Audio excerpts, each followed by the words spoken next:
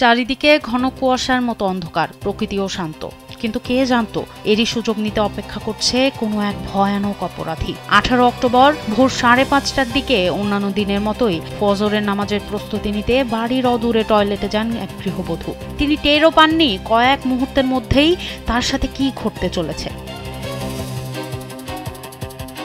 Toilet থেকে বেরিয়ে আসার সঙ্গে সঙ্গেই পেছন থেকে দুটি হাত চেপে ধরল ওই গৃহবধূর মুখ। আকস্মিক সেই ধাক্কায় নিজেকে সামলানোর আগেই কেউ একজন তাকে কাঁধে তুলে নিয়ে গেল।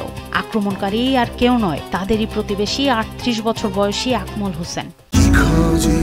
সেনসেশন ক্লাসিক স্ট্রবেরি ও কফি ভ্যারিয়েন্টে। বাইরে গেলে আমার কথা না তাই আছে না, আমার কথা শুনে না তাই আজকে আমার বান্ধা পরে পিসার নামাজ পিসার নামা আজকে ধান খেতে শিখা আমার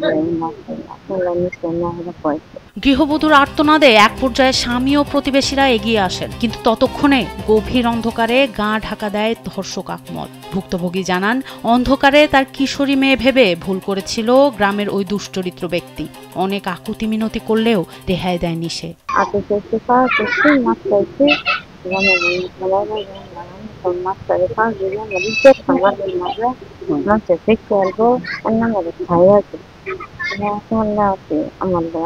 মানছেন আমার ক্ষতি হচ্ছে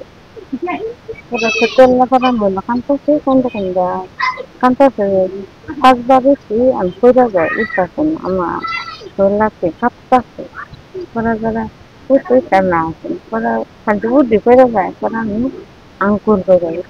ঘটনাটি ঘটেছে ময়মনসিংহ জেলার একটি গ্রামে। ঘটনার পর থেকেই পলাতক আকমল। স্থানীয়রা জানান, দুইবার সালিশের উদ্যোগ নিলেও তাকে হাজির করা যায়নি। অবশেষে গত সোমবার রাতে সেই গৃহবধূই বাদী হয়ে থানায় মামলা করেন। স্থানীয়রা জানান, এটি আকমলের প্রথম অপরাধ নয়, এর আগেও ধর্ষণের দায়ে তাকে জুতার মালা পরিয়েছিল এলাকাবাসী। 4টার পরে বাথরুমে গেছে, পরে তারে লেগে গেছে আঙ্গায়া এই ফেস দেয়া মুহের মধ্যে ধরে লেগে গেছে। আগে একটা ছিল এক মেয়ের লগে, পরে তারা একটু করছে অপমান তারা করছে। এটা খারাপ হয়েছে, এরকম ঘটনা যাতে না হয় এই আইনগত ব্যবস্থা নেওয়া হয়েছে তার জন্য লেগে। যে ঘটনাটা এটা বাস্তব হয়েছে আর কি, যে ঘটনা এরকম মানে কঠিন, এটা বিচার হইলে আমি মনে করি এলাকা বা গ্রামে আরো 10 জন শিক্ষা পাইলে এটা কঠিন বিচারই মানে পাওয়ার যোগ্য না।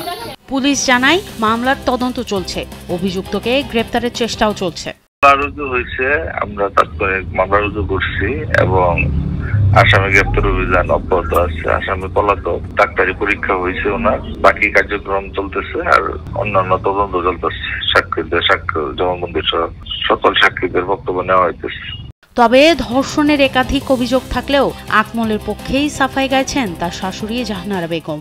এটা সম্ভব না, মা বোন সবারই আছে, খালি মুখ দেখ কইলে হইতো না। আকমল যখন সাবার থাকতো, চাকরি করতো, কাজ করতো, তখন এই মহিলা বাড়ি ঘরে রয়েছে, খাইছে বইছে, শাকটা তুলছে আমার ডাইনে আইনা দিছে। আমি দেখে গেছি মেয়েটা তুই ছুট তুই গেছে গা কাজ করবার খাইবার, রাত গেলে কাম মরতো, এই জানি। সোনম সিদ্দিকী, কালবেলা।